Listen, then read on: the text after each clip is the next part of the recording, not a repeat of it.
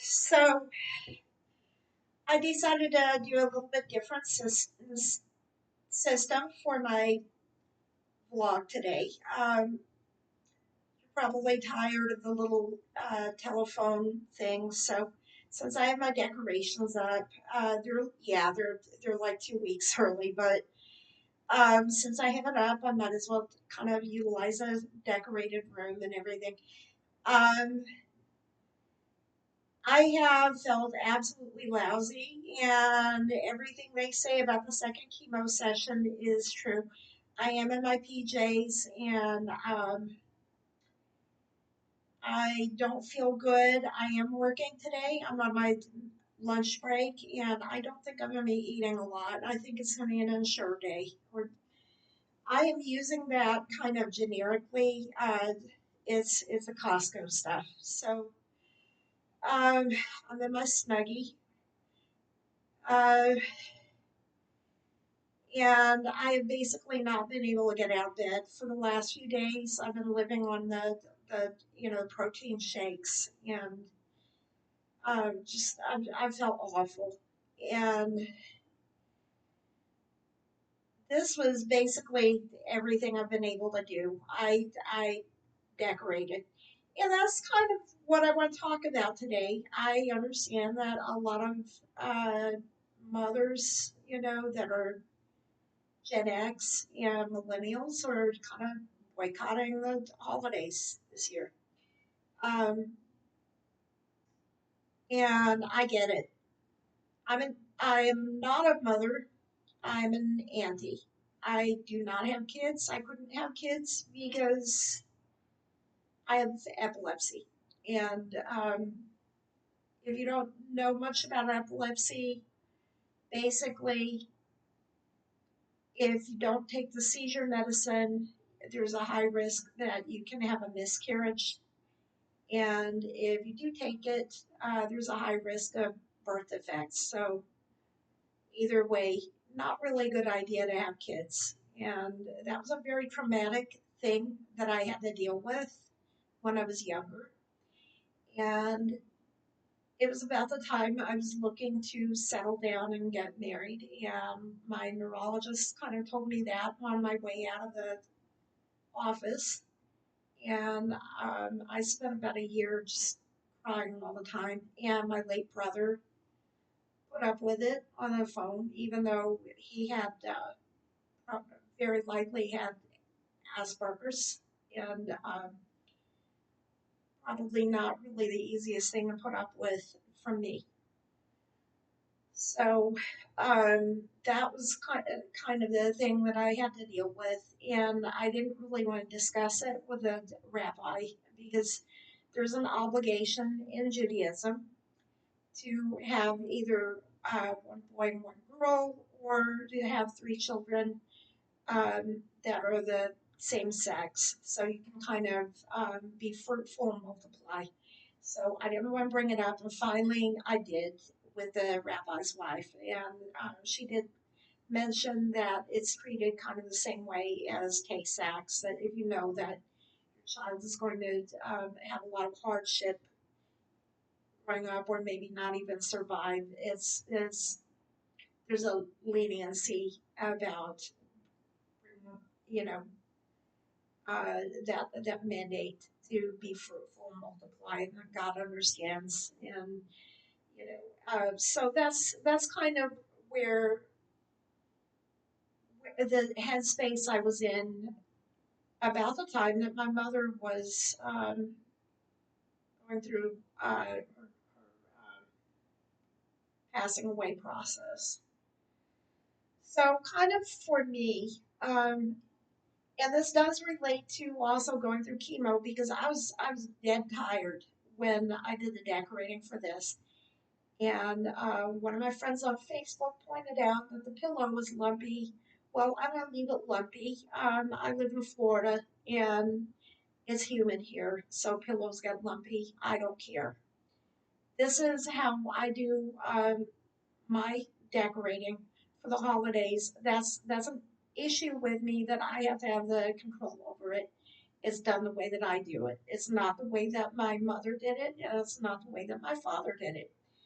And for me, my father was really the one that was more into the holidays. My mother was a little bit of a Grinch about it, and it really was unpleasant for me going through the holidays when I was growing up. And as a trigger, I do have a history of eating disorders. That is a whole thing for me, and it's likely to flare up this time of the year. Um, because of the history about it. So it's very important that I do it the way that I want to do it. And I don't need anybody telling me how to fluff pillows, what kind of candles, and that is a trigger for me, what kind of candles to use and everything. I like these kind of pretty blue candles like this. They're kosher. They're made out of beeswax, and you can use the olive oil. I like the olive oil too, but it's a little bit dangerous to use those inside the house. So, I like these. I'm not a fan of those cheap beeswax candles that are like, kind of warped. Those were just extra ones that I had left over. I don't even know where they came from. I just found them when I was moving out of my brother's house after he passed away. And I just use them for lighting other things, which I did not do the Sabbath candles on Friday because I just overslept for the time when they're supposed to be lit. So that's why they're there. And um, I always remember the holidays. Both of my parents converted to Judaism. They both had great grandmothers that were Jewish. So they do have some ties to uh, genetic ties to the Jewish community. They had their own journeys, how they came into that, and they both made that decision at the same time. And this happened when I was at preschool, and my youngest sister was a baby. So it was a thing that happened. I remember my dad dressing up as Santa Claus when I was a toddler,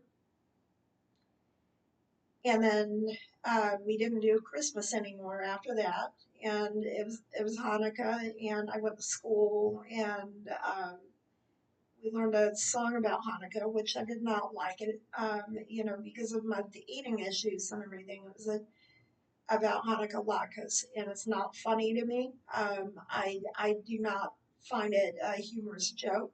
It's it's just that actually, you know, to me, it's a disgusting song. And I like the dreidel song. We didn't learn that in school. There's other songs that I like, and so I have my Hanukkah playlists, and so when I was having some health issues and some financial problems, I did move back in with my brother about 10 years ago, and my sister and her toddler were also living in the house, and I wanted to be nice and make a Hanukkah display. And someone, I don't know who it was, destroyed the display. And that really upset me quite a bit because I put a lot of work into it. It had snow. It had a big giant cardboard menorah with that I had spray painted gold with little dinglings with the homemade ornaments on it, with the little elephants, because there's a story about one of the Maccabees stabbed an elephant when they were fighting for freedom from Antiochus. And it was just very wintry, and I put a lot of work into it. And you know, I think every mother or auntie has a story like that. allegedly it was a toddler that did that. I don't think it was a toddler that did that. I think it was somebody else. And that person has not even contacted me to wish me feeling better about my cancer diagnosis. I have stage 3 ovarian cancer. There's a more than zero chance that I will not survive this. I'm trying to beat this cancer. I'm doing everything in my power to beat it. I might not. You might be looking at the last things that I have to say. I might not have that much longer to live, and that's a reality about ovarian cancer. I have stage 3 cancer, and this could be the last time that I get to celebrate the holidays. It might be one of the last times. And I made kind of a dark humor joke about, I hope somebody else doesn't end up with that menorah next year, but that's a possibility. I'm the third person to own that. My mother had that. My brother had that. Now it's mine. It might go to my older six. It might go to my older sister next year, and that's going through my head right now. You know, um, that's a possibility. We've had that for very close to 50 years. We got it in the Netherlands, and I don't know what the origin of that menorah is. I don't know if it was brand new when my mother bought it, or if my mother bought it wondering if maybe that belonged to some distant relative from an antique store. I don't really. I was very young when my mother bought it, so I don't really understand what the history is behind the menorah before that. We've always polished it. I did leave the patina on it this year. I just didn't have the energy to polish everything on it. I did clean up the showers a little bit. That's the removable part that lights the other candles. But you know, this is for me. All these decorations, this is for me. I don't have to worry about children coming in and destroying what I did and not appreciating what I did. This is for me to enjoy. It has what I want to look at, and nobody's going to trash it. I got myself some toys. The family members that have been supportive of me, I plan to get some gifts. Hanukkah's in a few weeks away.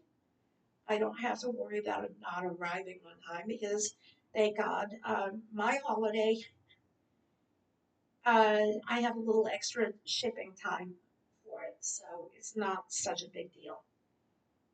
And appreciation, you all can enjoy it too. That's why I'm filming with a different device today, so that you can enjoy the decorations as well. And nobody's going to sit there and rip it apart and destroy it. It's mine. It's for me. And that's the thing, I get it. I've been there. I get it. I've had ungrateful family members destroy my holiday decorations too. And if you don't want to do the decorating, don't do it. And I don't want to make somebody else feel guilty or shamed for not putting up their decorations this year. You know, put some decorations in their bedroom where the kids can't destroy it. And if that's something you can learn from an auntie, learn it from me. Because after that, I just put it in my bedroom. I gave what was left of my big cardboard menorah display to my big sister. She fixed it, and it's hers now. That is her decoration, and her children are old enough not to destroy things like that. They appreciate it, and she's not jealous enough to see somebody else's artwork and decide to destroy it. That kind of a childish viewpoint. Uh, you know, if this is the last time I get to decorate, then I was able to enjoy my holidays the way that I want to enjoy them. I plan to get some donuts. There, I will be interacting with members of my house of worship, and I'm hoping to maybe give them some donuts as well. That's kind of my thing. I give away donuts. If you have friends that are Jewish, that's a very appropriate gift. Make sure that the donut place that you buy it from is certified kosher. I believe Dunkin' Donuts and Krispy Kreme are certified, but ask. That's a very appreciated gift to be included, and it's very appropriate for Hanukkah. If you want someone to feel included, and our holiday does start at the same time as yours this year. That doesn't happen every year. And really, it is a minor holiday in Judaism. It's not the big holiday, the one that is the equivalent of what you're celebrating if you're not Jewish is probably Sukkot. We put up a tree, we decorate it. That's the one that we do that, and we put up booths and decorate them with lights and everything. And comes in the fall. It's kind of a cross between Thanksgiving and Christmas, and the whole family gets involved. The father puts the booth up. The family eats in the booth, and a lot of families put up trees as well. So that's much more similar to what you're celebrating. But this is about remembering a military victory with a miracle about the oil. So I just wanted to own the holiday, and not have it associated with negative memories from when I was growing up. And if you're feeling bad on the holidays, just do a little thing for your own bedroom and do what you want to do for it. And if the rest of the family wants to be Grinches, make them do their own thing. They if they're not appreciating what you do, don't do it for them. Do what you want to do for you. Don't include them in it. That's my advice. And hope you have a happy holiday. I have to get back to work soon, so I want to get this uploaded and um, maybe get a little something to eat before I go back and wait for someone to call me and ask for some help. So have a good day, happy holidays, and God bless.